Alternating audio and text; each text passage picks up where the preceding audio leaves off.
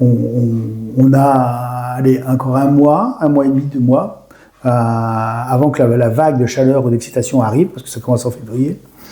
Là, il faut prendre ce pli de l'hiver où on rentre en soi, où les valeurs familiales reviennent, où l'activité interne revient, où la beauté, la bonté des choses qu'on mange, tout ce qui est mijoté, préparé, les plats traditionnels, c'est là maintenant qu'il faut les faire.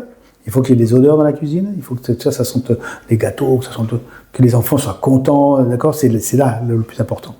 Et cette base-là, il va falloir la garder toute l'année, parce que c'est ce qui nous concentre, et ce qui nous maintient.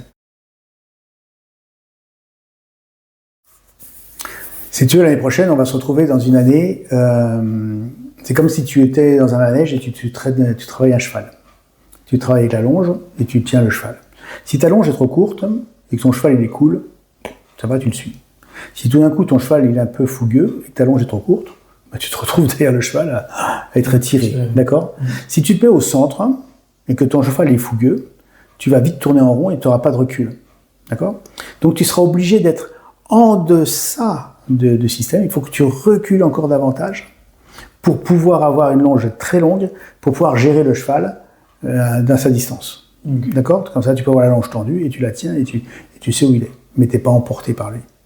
Et en fait, ce qui va se passer, c'est ça. Alors qu'on va avoir des sollicitations qui vont nous emporter. Si nous, on a déjà pris du recul, si on s'est enraciné, pas de souci. Ça tiendra. D'accord ? Mais après, fais des choses qui te plaisent, mais réellement, quoi. Il faut que tu te concentres.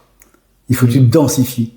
Donc si on te fait raisonner sur ton attitude, sur ta façon, sur ta posture, sur ta verticalité, sur ton centrage par rapport à un mouvement, ça c'est bénéfique. Si on te demande de travailler sur l'externe, aujourd'hui, ça ne va pas dans ton bon sens. Ouais.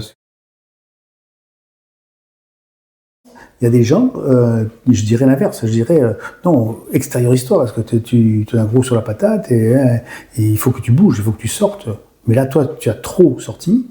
Et tu as oublié de remplir au fur et à mesure. D'accord ? Tu as la matière et tu as le feu. D'accord ? C'est comme ça qu'on fonctionne. On a les deux ensemble.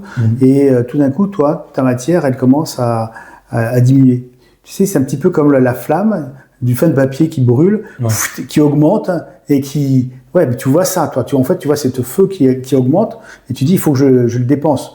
Non, c'est parce que tu arrives à la fin, quoi. C'est comme quand tu as le chauffe-eau, tu as la dernière flamme qui arrive, tu n'as plus de gaz, tu as une remontée qui arrive.